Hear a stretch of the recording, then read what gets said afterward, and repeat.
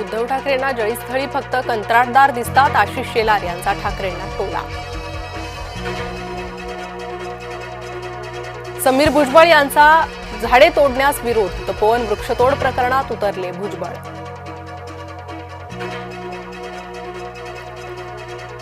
विमानसेवेला तांत्रिक अडचणींचा फटका बसणार, A320 विमानाच्या तंत्रदुरुस्तीसाठी उड्डाणे थांबवणार, विविध विमान कंपन्यांची उड्डाणे उशिराने। ओबीसी आरक्षणातील पूर्णांकावर निर्णय घ्या, उच्च न्यायालयाचे निवडणूक आयोगाला आदेश। पहिलीपासून हिंदी सक्तीला 98% लोकांचा विरोध, त्रिभाषा धोरण समितीचा जनसंवाद समितीच्या जनसंवादात उमटला विरोधाचा सूर। उपमुख्यमंत्री एकनाथ शिंदेंचा उद्योग मंत्र्यांना फोन बाण, पाचोऱ्यात उद्योग कधी येणार, शिंदेंची उद्योगमंत्री उदय सामंत यांना विचारणा। राजेश अग्रवाल राज्याचे नवे मुख्य सचिव, राजेश अग्रवाल रविवारी स्वीकारणार पदभार।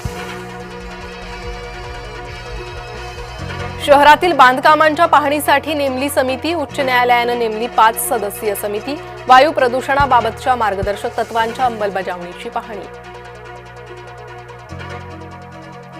मुख्यमंत्र्यांचे खासगी सचिव विद्याधर महाले अडचणीत येण्याची शक्यता, महाले यांच्या विरोधात निवडणूक आयोगाकडे तक्रार, राज्य निवडणूक आयोगाने दिले चौकशीचे आदेश।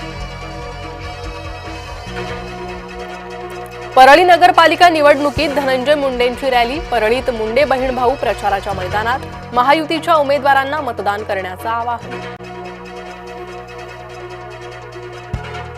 नाशिकच्या तपोवनातील एकही झाड तोडणार नाही, झाडं तोडण्याचा कुठलाही निर्णय अद्याप झालेला नाही, नाशिक मनपा आयुक्त मनीषा खत्री यांचं वक्तव्य। मुख्यमंत्री देवेंद्र फडणवीसांना दिलासा, काँग्रेस उमेदवार प्रफुल्ल गुडघे यांची याचिका फेटाळली, ईव्हीएम वरील निवडणूक रद्द करण्याची केली होती मागणी।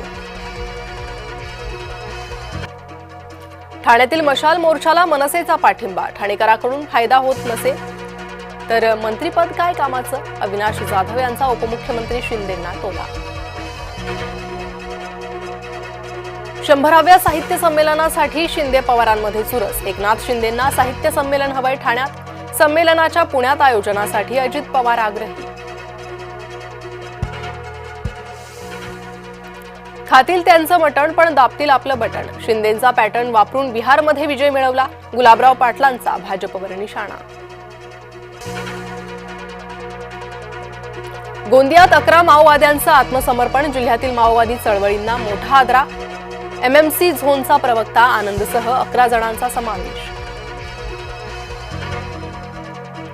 गुंड गजानन मारणेला जामीन मंजूर, गजानन मारणेला विशेष मोकोका न्यायालयाचा दिलासा, मुरलीधर मोहोळांच्या निकटवर्ती आला मारहाण केल्याचं प्रकरण।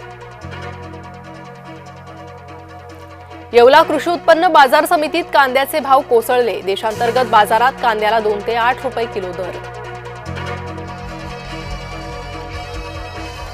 रशियाचे राष्ट्राध्यक्ष व्लादिमीर पुतीन 4 डिसेंबरला भारतात येणार, रशिया युक्रेन युद्धानंतर पुतीन पहिल्यांदाच भारत दौऱ्यावर, संरक्षणावर मोठा करार होण्याची शक्यता।